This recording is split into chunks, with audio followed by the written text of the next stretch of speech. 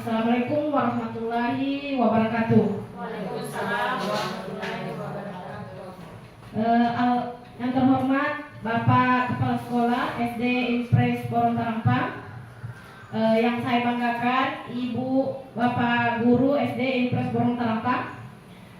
Alhamdulillah, pada kesempatan ini kita diberi rahmat kesehatan oleh Allah Subhanahu wa Ta'ala, sehingga bisa hadir dan berkumpul di tempat ini secara bersama-sama.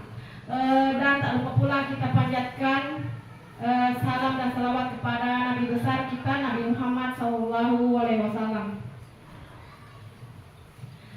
Baik Bapak Ibu, pada kesempatan hari ini saya Kartina SPD dari CGP Angkatan 11 dari SD Impres Borontarampang, Kabupaten Bantaeng, Sulawesi Selatan, di mana pada kesempatan ini dalam hal melaksanakan tugas dalam modul 1.4 mengenai diseminasi atau penyebaran pemahaman dan penerapan pengalaman kami mengenai budaya positif.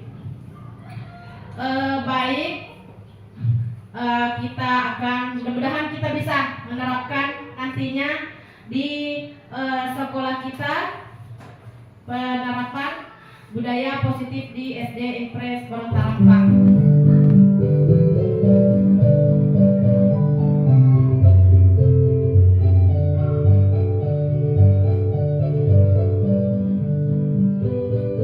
Inilah sekilas tampilan sekolah kita SD Impres Borontarampang.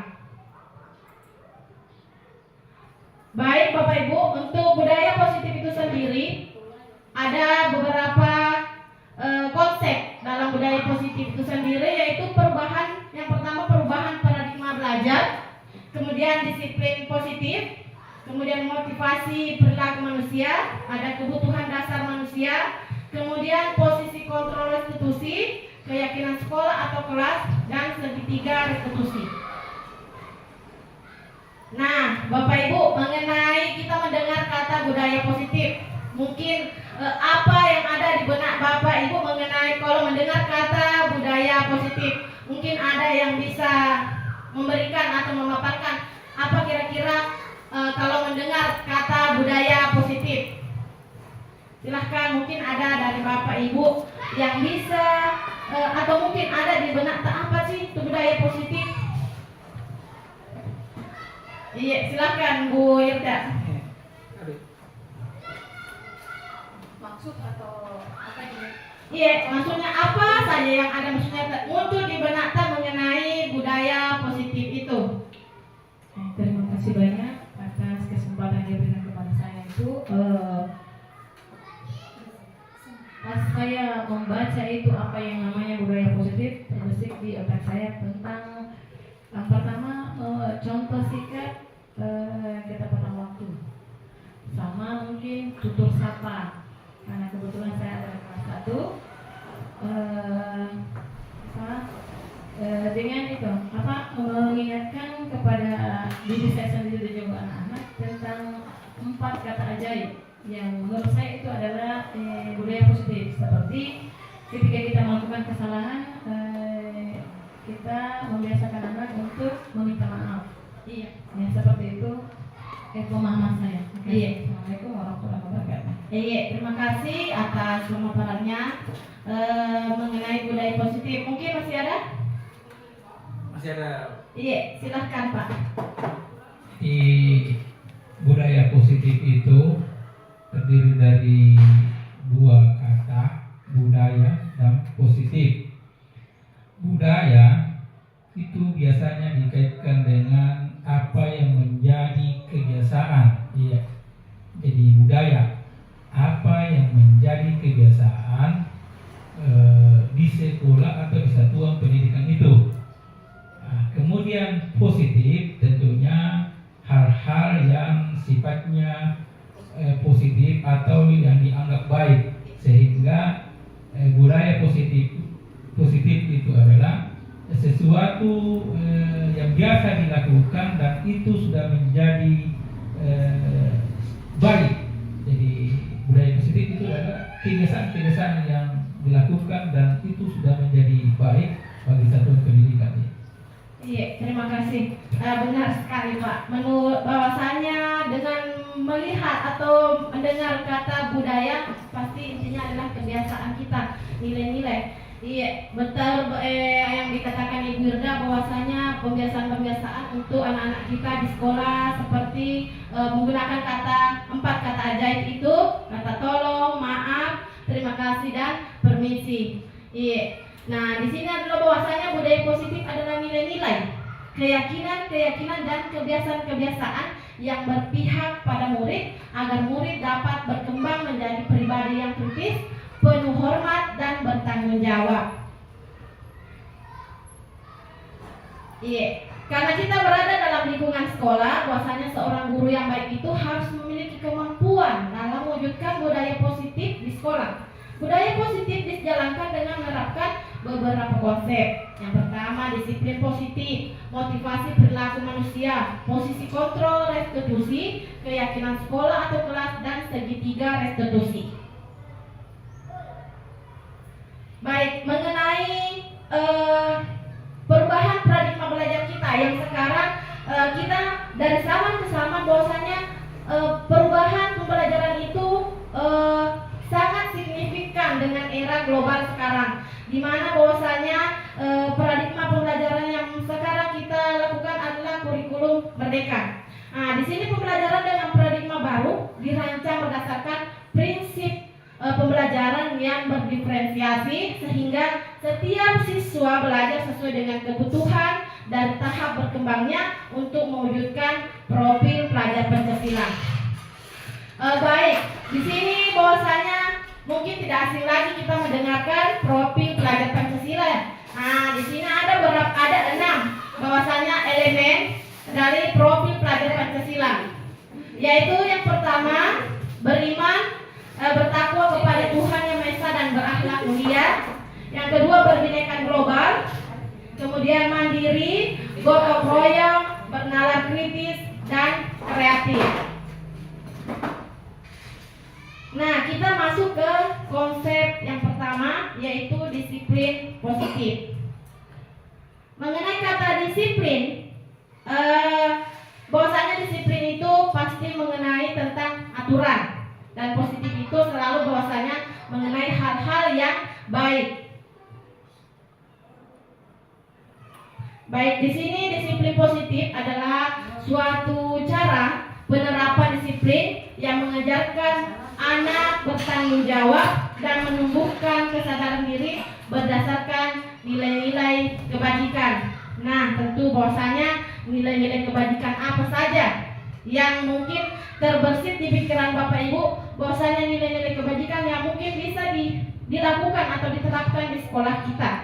Mungkin ada yang bisa memberikan contoh-contoh nilai kebajikan, misalnya kedisiplinan, keselamatan, ya, itu nilai-nilai kebajikan yang akan insya Allah kita terapkan kepada anak-anak kita.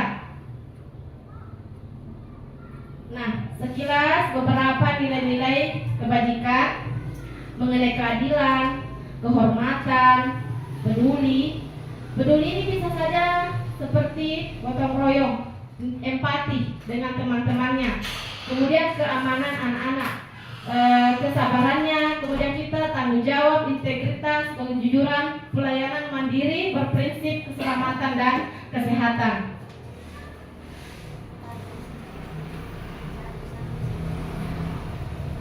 Di sini bahwasanya kita sebagai guru, bahwasanya disiplin positif lebih diarahkan ke disiplin diri yang dapat mengontrol diri dalam melakukan segala tindakan.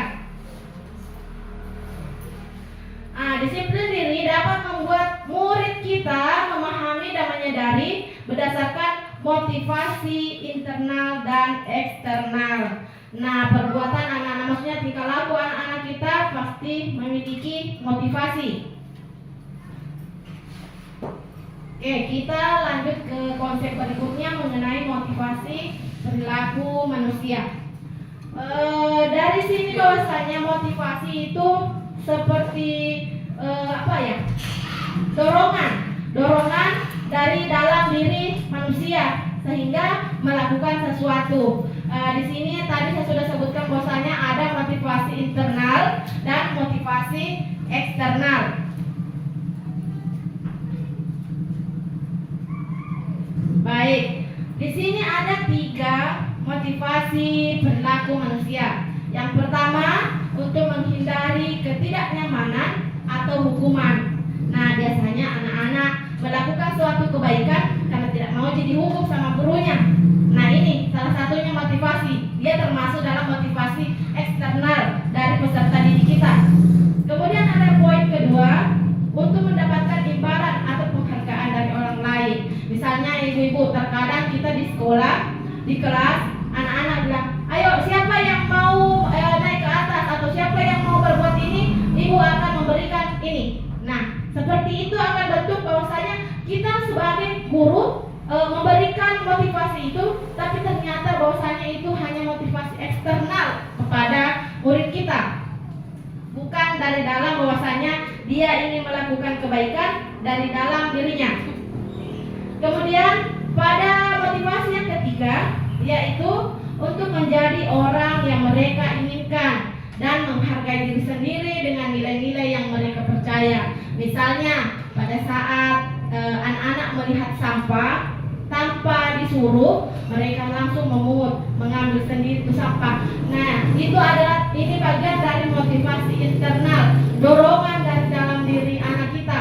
Nah, ini yang harus kita kembangkan ke anak kita.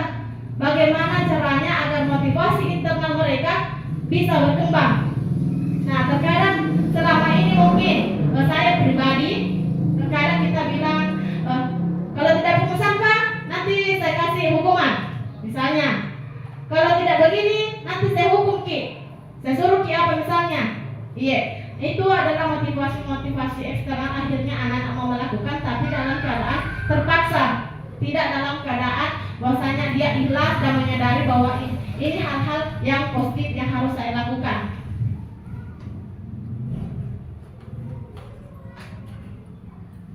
Baik, tentu bahwasanya terkadang murid kita melakukan sesuatu hal yang menyimpang.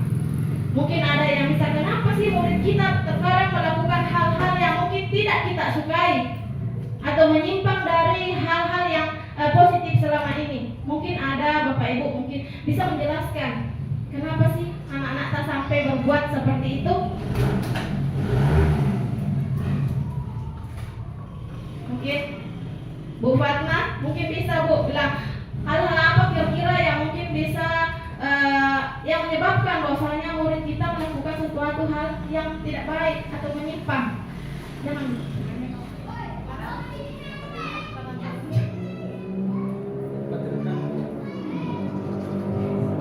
Ya, terima kasih atas kesempatan yang diberikan. Ya, kenapa murid melakukan sesuatu hal yang menyimpang? Terkadang murid itu di sekolah, di dalam kelas, terkadang dia hanya ingin mencari perhatian terhadap gurunya. Biasanya kan biasa anak-anak memang diperhatikan, tapi ketika muncul perasaan guruku yang lain tidak perhatikan, saya tidak. Terkadang dia berbuat sesuatu agar gurunya itu melihat atau melirik dia diperhatikan kembali, seperti itu. Iya, betul. Terima kasih atas pemaparannya. Betul sekali mengenai bahwasanya hal-hal yang sesuatu yang anak-anak kita lakukan ternyata menyimpang itu, ternyata mereka membutuhkan sesuatu dari kita gurunya. Iya, seperti hanya bahwasanya sekolah kita jadikan rumah. Di sini ada 5 kebutuhan dasar manusia. Pada dasarnya yang pertama, semua orang membutuhkan kasih sayang. Terkadang anak-anak tak lari ke sana kemari atau melakukan sesuatu, ternyata maunya jadi sayang-sayang, diperhatikan. Nah, di sini kasih sayang bahwasanya di sini adalah kebutuhan untuk memberi dan menerima kasih sayang, kebutuhan akan hubungan dan koneksi sosial, dan kebutuhan untuk merasa menjadi bagian dari suatu kelompok. Kemudian kebutuhan akan kekuasaan. Anak-anak terkadang kalau disuruh Ki begini tidak mau tidak mau diperintah. Nah, bahwasanya dia menginginkan bahwasanya jangan menggambar terus ibu, yang lain mau dikerja. Nah, bahwasanya di sini kebutuhan dasar mengenai kekuasaannya itu adalah kebutuhan pengakuan akan kemampuannya.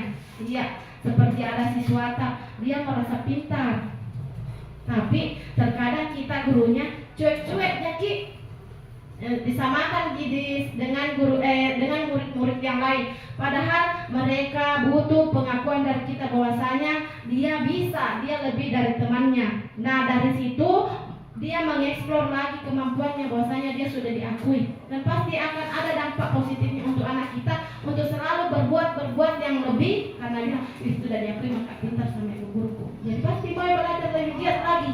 Iya, di sini bahwasanya pemesanan atau kebutuhan pengakuan dan kemampuan, yaitu kebutuhan yang berhubungan dengan kekuatan untuk mencapai sesuatu, menjadi kompeten, menjadi terampil, diakui atas prestasi dan keterampilan kita, didengarkan dan memiliki rasa harga diri. Kemudian kebutuhan dasar manusia yang ketiga yaitu kesenangan. Nah, di sini kesenangan yaitu kebutuhan untuk mencari kesenangan. Anak-anak dengan kebutuhan dasar kesenangan yang tinggi biasanya ingin menikmati apa yang dilakukan, bermain dan tertawa. Mereka akan berkonsentrasi tinggi dalam mengerjakan hal yang disenanginya. Nah, di sini kita sering menerapkan bahwasanya sebelum kita belajar, setelah berdoa kita melakukan ice breaking. Di tengah-tengah pembelajaran kita melakukan ice breaking. Dan seperti biasanya bahwasanya anak-anak akan merasa senang, fresh kembali untuk mengikuti pembelajaran. Kemudian dalam hal ini juga bahwasanya murid terkadang bosan bilang menghitung, misalnya pembelajaran matematika, menghitung terus penjumlahan angka-angka jadi kasih. Padahal kita bisa bilang, ibu ada yang hobi menggambar menciwek bu. Nah, dengan cara itu bisa silakan menggambar. Misalnya dalam pembelajaran matematika bisa bilang menggambar Meki 3 misalnya kupu-kupu ditambah 2 kupu-kupu berapa. Sekarang gambar semua kupu-kupu itu berapa jumlahnya. Kemudian untuk poin keempat yaitu bertahan hidup. Kebutuhan yang sifatnya fisiologis untuk bertahan hidup seperti kesehatan, rumah dan makanan. Komponen psikologis pada kebutuhan ini meliputi kebutuhan akan perasaan aman, kebutuhan di mana orang akan memenuhinya untuk tetap bertahan hidup dari segala situasi dan kondisi. Nah, terkadang ini untuk bertahan hidup anak-anak kita terkadang melakukan hal-hal yang mungkin di luar nalar kita atau menyimpang. Misalnya ada tuh yang biasa anak-anak pajak-pajak di temannya. Iya. Nah, itu karena kebutuhan bertahan hidupnya di mana ekonomi keluarga setiap mereka berbeda-beda. Nah, terkadang siswa kita melakukan hal menyimpang seperti itu. Nah, itu untuk memenuhi kebutuhan bertahan hidupnya, karena mungkin tidak ada uang jajan dari sekolahnya, dari orang tuanya. Nah, makanya terkadang pajak di temannya. Nah, ini sebenarnya kita juga harus mengerti dan bagaimana cara kita agar bisa menangani hal tersebut. Kemudian kebutuhan dasar manusia yang kelima, kebebasan. Kebebasan adalah kebutuhan akan pilihan.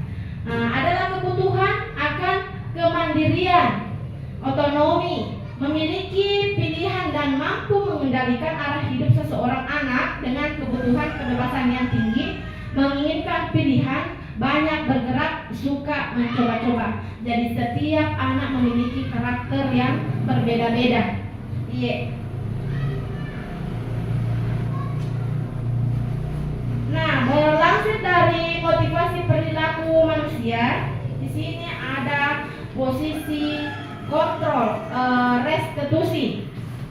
Di sini posisi kontrol restitusi ini sendiri. Nah, ada bahwasanya mengingat kata kontrol itu bahwasanya kita yang memiliki atau memegang kontrol tersebut. Nah, coba di sini kita akan bermain dengan teman seperti ini. Ceritanya bahwasanya permainan cobalah buka. Anda dan teman Anda akan melakukan kegiatan cobalah buka.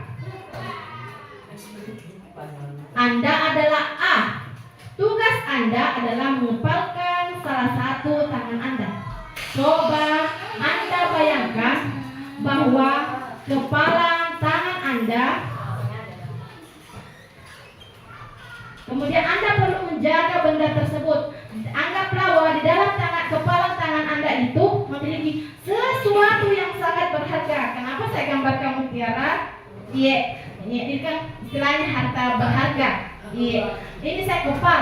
Tetapi si B begitu pentingnya, si B merayu bagaimana caranya supaya si A ini bisa melepaskan tangannya, kepala tangannya, dan memberikan hal yang berharga di dalam tangan tersebut, genggamannya. Sudah dipujuk, sudah diejek-ejek nih, sudah digoda-goda nih, digelitik nih. Tapi jawabannya, apakah si A akan membuka telapak tangannya setelah merayu, setelah dirayu, setelah digelitik?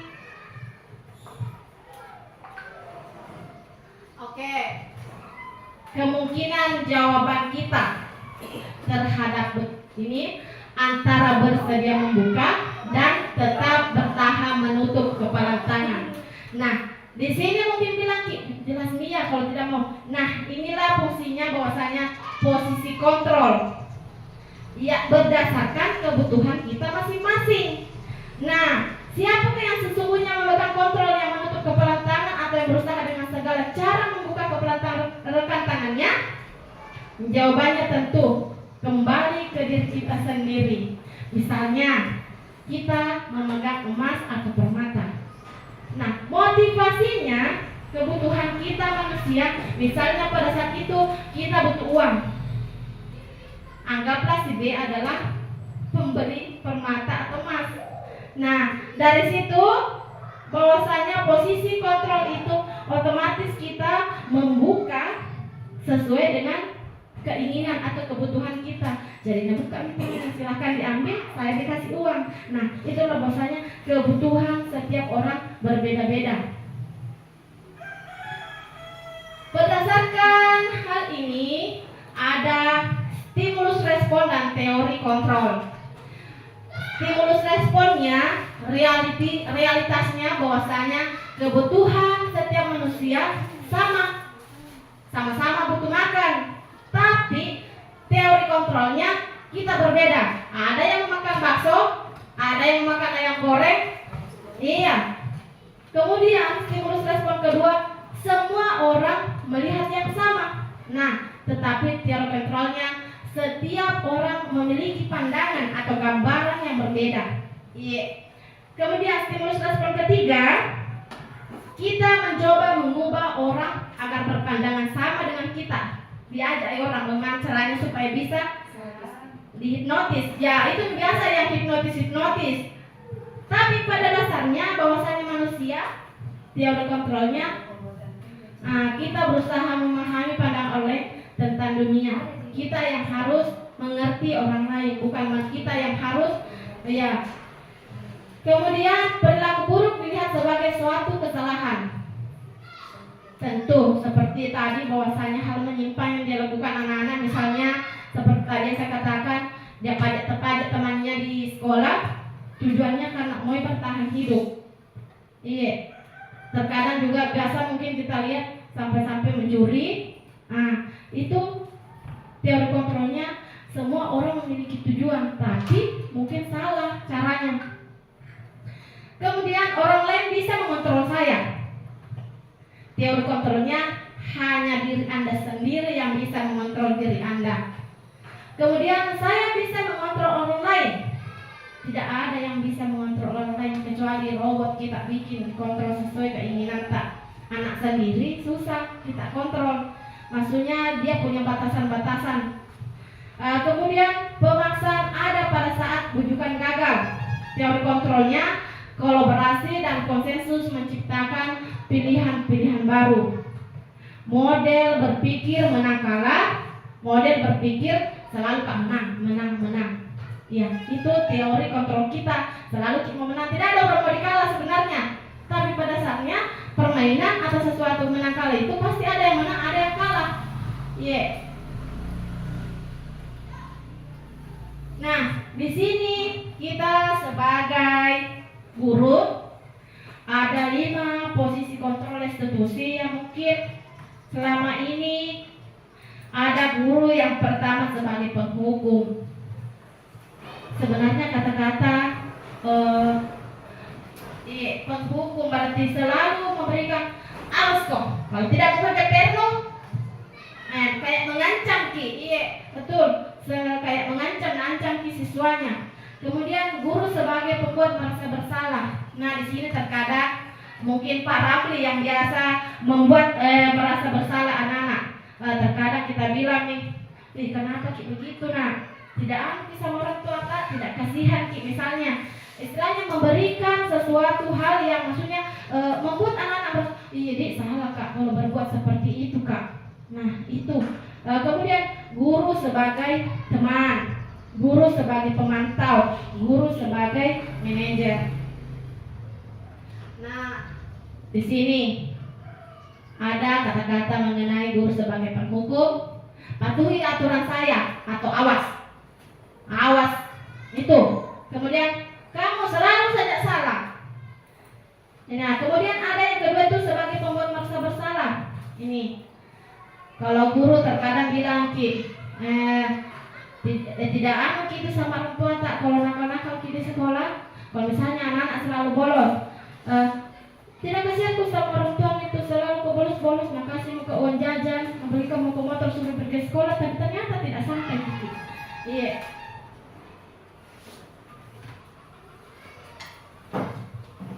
Kemudian, nah ini teman. Nah, kita terkadang harus menjadi juga sebagai teman untuk murid-murid kita. Iya, supaya terkadang anak-anak itu bisa luas untuk berbicara atau curhat-curhat lah kepada kita. Seperti ini. Ayo bantulah demi ibu ya. Nah kita itu seperti teman, seperti kita menyapa juga anak-anak kalau baru kita datang. Terkadang dengan halo ibu, tidak assalamualaikum, tidak apa-apa, kita balasnya juga halo. Kenapa Kina? Nah itu kita bahasanya bahwasanya kita menjadi teman buat mereka. Bercandalah sekali-kali di dalam kelas bersama murid-murid kita. Kemudian kita sebagai pemantau, istilahnya pemantau di sini kita melihat situasi anak-anak. Misalnya ada siswa tak mungkin yang setiap kita lihat, wah terlambat terus ki, atau mungkin kita lihat kodong bajunya, kodong sepatunya. Nah itu kita memantau keadaan siswa kita. Misalnya terkadang bajunya tidak masuk di dalam. Nah kita pantau, pasti kita selalu ki. Kalau setiap ada kesempatan, anu damang kasih masuk ki baju tanah. Nah ini adalah posisi kontrol sebagai guru sebagai pemantau.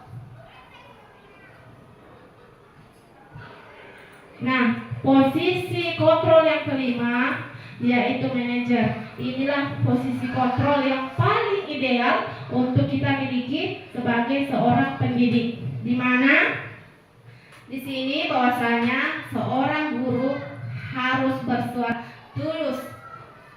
Kemudian bahasanya tidak baku, tidak suka marah-marah. Kemudian mendekatkan diri kepada murid.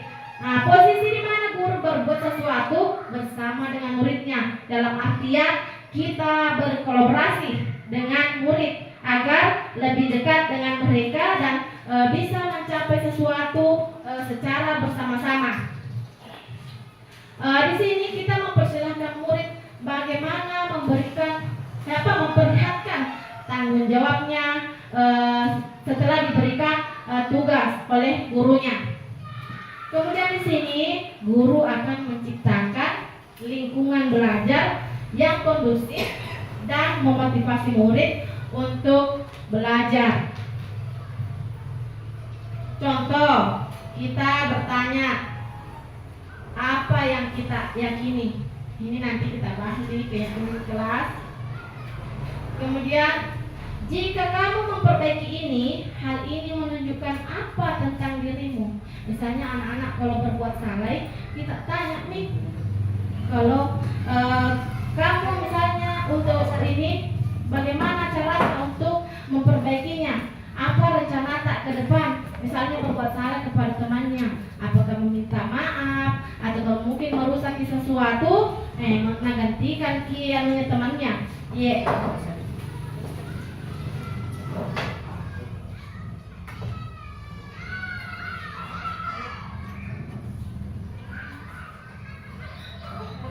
Di sini ada posisi kontrol restitusi. Sebagai manajer, guru dapat berbuat sesuatu kepada murid, mempersilahkan murid bertanggung jawab dan mendukung murid agar dapat menemukan solusinya.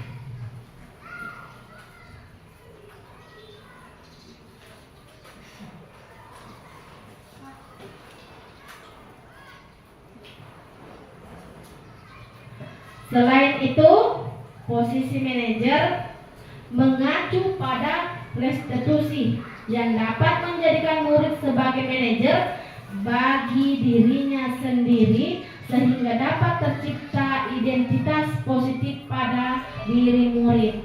Di sini bahwasanya mengacu pada restitusi dan menjadikan murid sebagai manajer dalam artian bahwasanya murid kita bisa mengontrol diri mereka sendiri.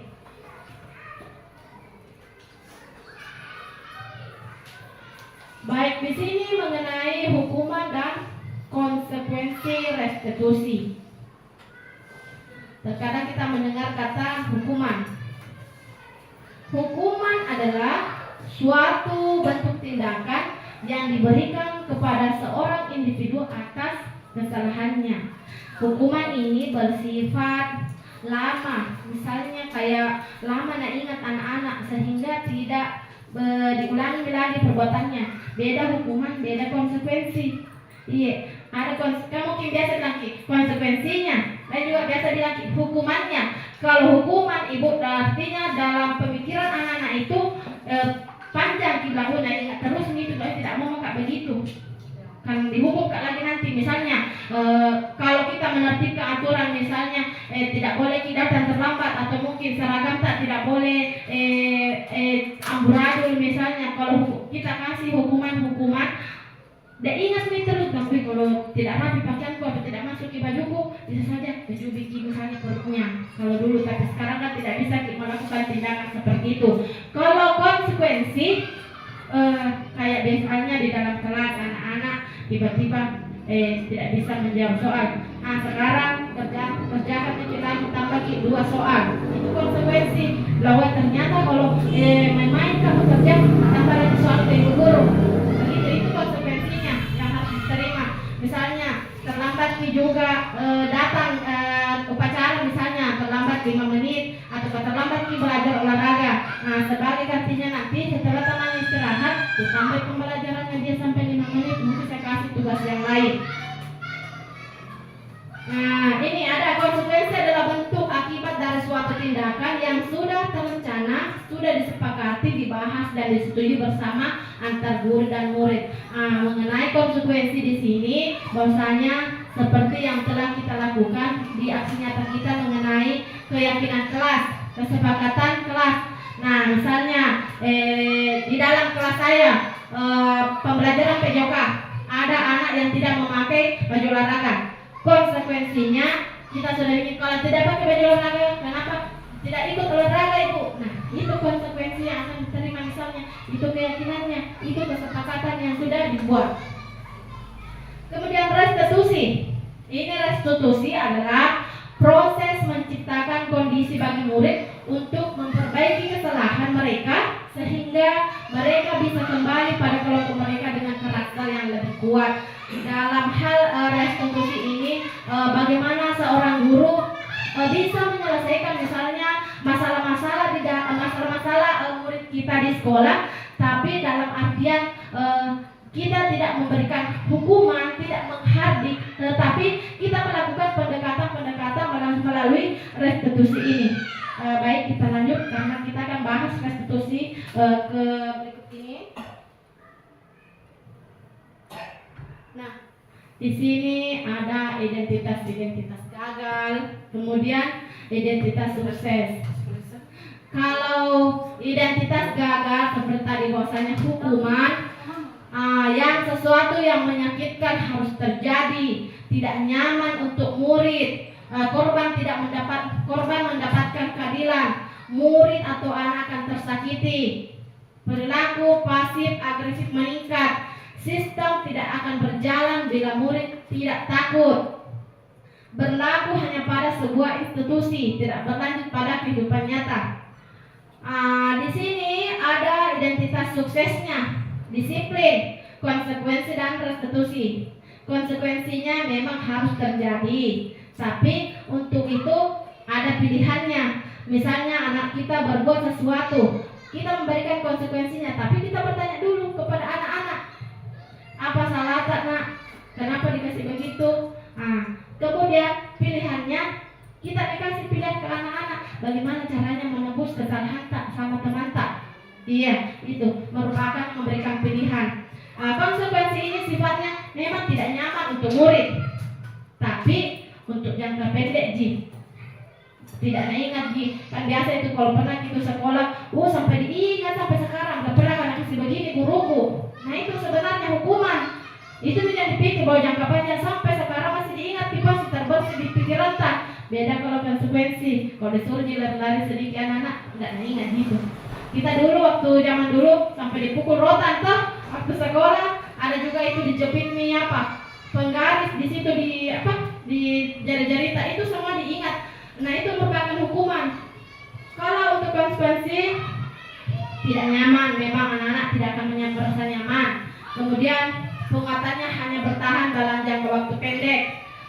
Restitusi masalah perpecahan. Kemudian memerlukan monitoring dan supervisi terus-menerus dari guru.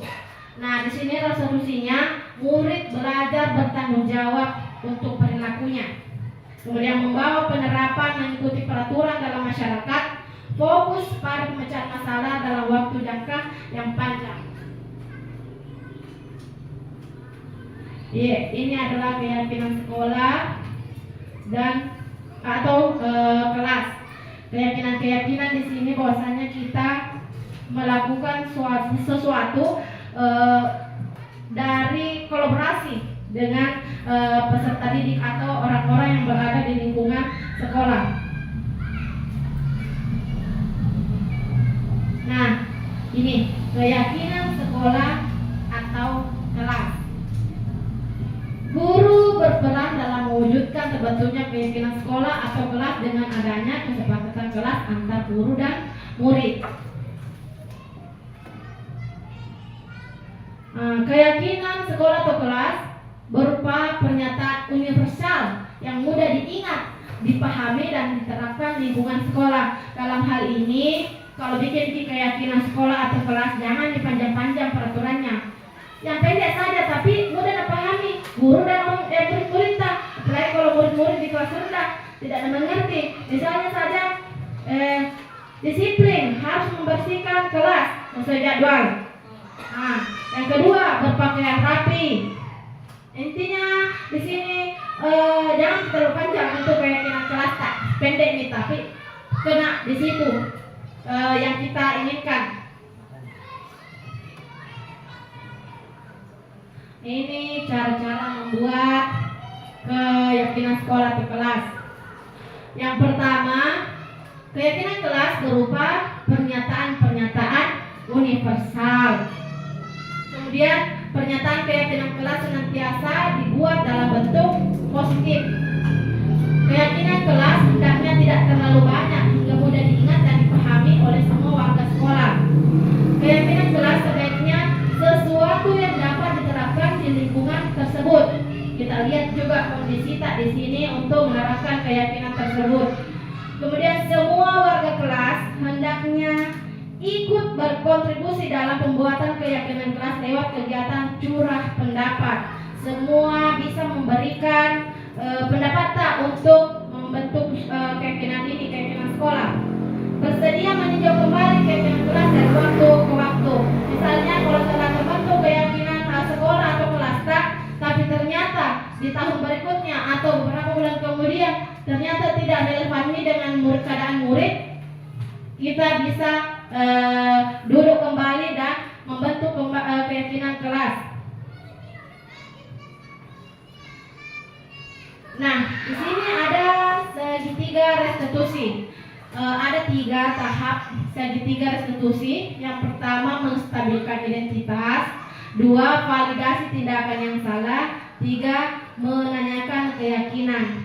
Di sini segitiga restitusi ini adalah pendekatan yang dilakukan untuk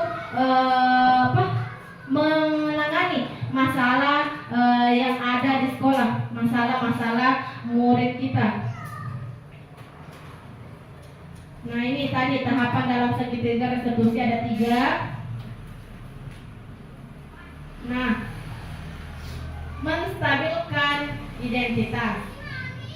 Dalam menstabilkan identitas dilakukan berdasarkan prinsip bahwa membuat kesalahan adalah bahagian dari proses pembelajaran yang nantinya akan menggeser identitas gagal menjadi identitas sukses. Di sini menstabilkan identitas bahwasanya kita tidak serta-merta kalau anak-anak berbuat salah, nah kita pojokkan nih.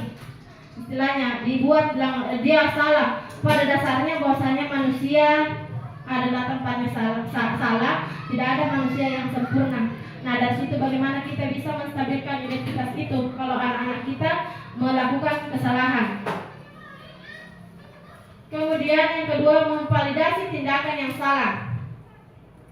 Dalam validasi tindakan yang salah dilakukan berdasarkan prinsip bahwa setiap perilaku berupaya memenuhi suatu kebutuhan tertentu, sehingga guru atau orang tua akan bergeser dari pemikiran stimulus respon menjadi proaktif, serta akan lebih mengenal dan mengakui kebutuhan murid atau anak. Misalnya ada siswa, misalnya kita kasih tugas, nah ada temannya yang nyontek.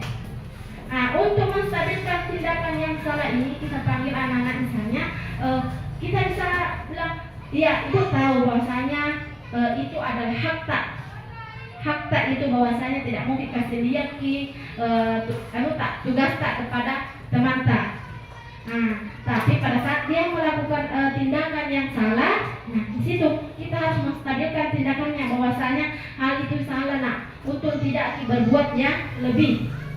Misalnya bisa saja marah-marah sama temannya, saya ini dan terus di tugasku. Tapi untuk menstabilkan identitas itu tidak bisa kita seolah-olah bilang kita salahkan, ya kita juga tidak bisa membenarkan karena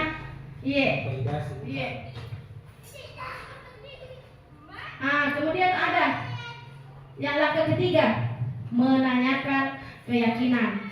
Ini kita tanya, misalnya dalam menanyakan keyakinan dilakukan dengan bertanya pertanyaan bermakna kepada murid atau anak untuk memunculkan motivasi secara intrinsik, istilahnya motivasinya dari dalam, sehingga mampu mengaitkan keyakinan dengan tindakan yang salah. Dalam hal ini contohnya seperti tadi bahwasanya saat anak-anak berbuat salah, kita tanya bagaimana cara menebus kesalahan tersebut. Kita selalu menanyakan itu.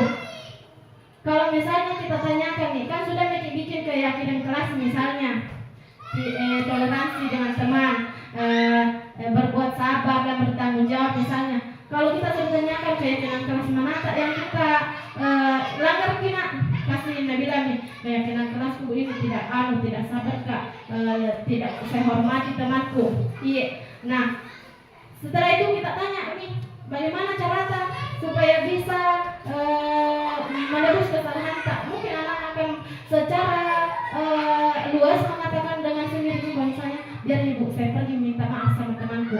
Nah, di sini nih keyakinan itu muncul secara intrinsik dari dalam anak tersebut.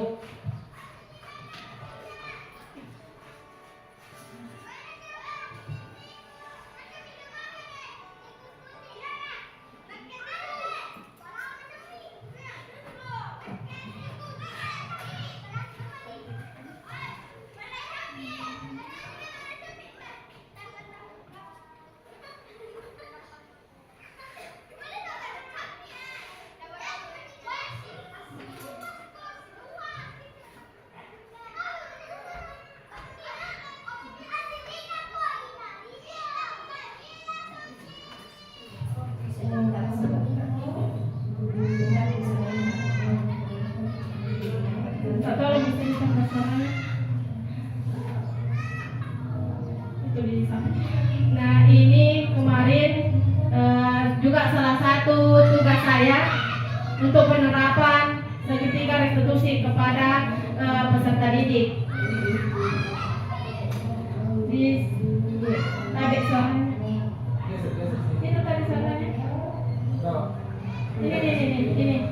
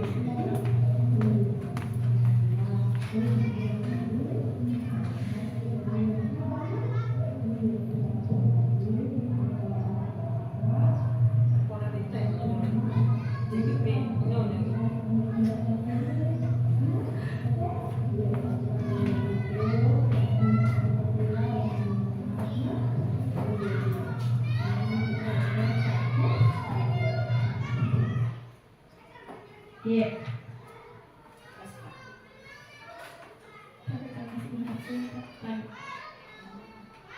Itu yang mana dia? Coba kasih ke sini. Iya. Itu tadi penerapan segitiga restitusi yang merupakan juga tugas dari modul ini, modul 1.4 mengenai disiplin positif. Saya kira itu penyampaian saya mengenai budaya positif dan harapan ke depan. Semoga kita bisa bersama-sama memberikan hal yang terbaik kepada murid-murid kita. Kita senantiasa menjadikan murid kita seperti anak-anak kita di rumah. Bahwasanya jadikan sekolah kita sebagai rumah, dan masalah pendidikannya dari filosofi Ki Hajar Dewantara, bahwasanya kita ini seperti petani dan murid-murid kita adalah tanamannya atau bibitnya. Otomatis bahwasanya kita sebagai petani misalnya memberikan semua hal yang terbaik agar bisa menghasilkan tanaman yang unggul. Seperti halnya nanti kita sebagai guru memberikan semua yang terbaik dari dalam diri kita kepada murid-murid kita untuk masa depan mereka. Iya, saya kira itu Ibu. Terima kasih atas kerjasama dan dukungannya. Iya, sebelum kita akhiri, kita berdirilah dulu, kita goyang-goyang, kita esprikilah dulu supaya lebih fresh. Kita mulai dulu yang seperti biasanya, tangan ke atas menggapai bintang, tangan ke samping burungnya terbang, tangan ke depan ikan berenang, duduk yang rapi siap berdoa. Terima kasih untuk kita semua. Saya kasih tepuk wow, kita tepuk wow.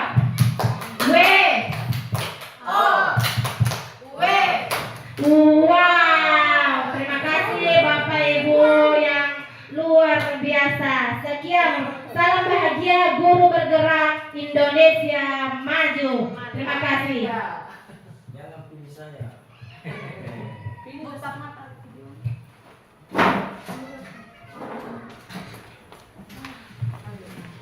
Alhamdulillah luar biasa. Assalamualaikum warahmatullahi wabarakatuh. Syukur alhamdulillahirabbil alamin. Baru saja kita mendengarkan saudara kita Ibu Kartina, atau biasa dipanggil Ibu Tina, telah melakukan presentasi atau paparan materi terkait dengan budaya positif di sekolah.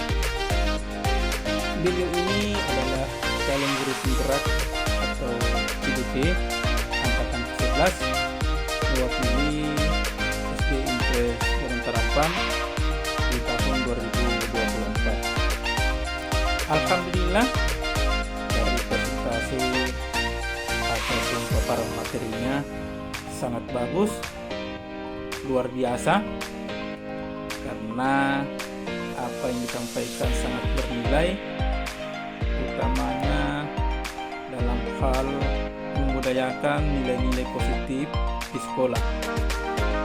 Harapan kami tentunya berharap kepada rekan-rekan guru yang lain untuk terus berupaya membudayakan nilai-nilai positif yang ada di sekolah. Tentunya ini sangat berdampak kepada pembentukan ataupun pembangunan karakter manusia, utamanya kepada peserta didik kita. Terus maju kepada Ibu Kartina selaku calon guru penggerak, sukses dan maju terus. Assalamualaikum warahmatullahi wabarakatuh. Syukur alhamdulillah kita panjatkan kehadirat Allah Subhanahu wa taala karena pada hari ini telah selesai acara presentasi PPT yang dibawakan oleh Ibu Kartina SPD, di mana materinya tentang budaya positif. Menurut saya materi yang dibawakan sangat baik. Karena yang namanya budaya positif adalah kebiasaan yang baik. Jadi kalau sudah baik ya diperbaiki dan dipertahankan, bahkan bisa ditingkatkan.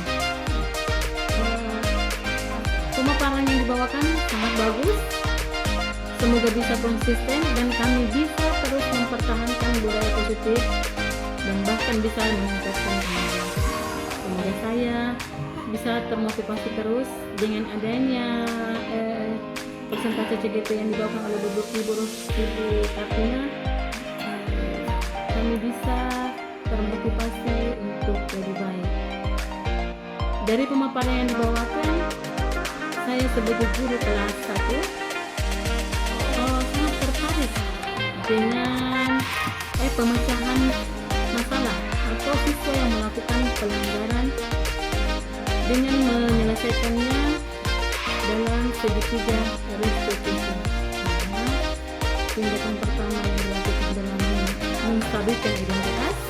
Jadi kita jangan langsung mencari kesalahan siswa, tapi kita menelusuri apa penyebabnya sehingga dia bisa berbuat seperti itu.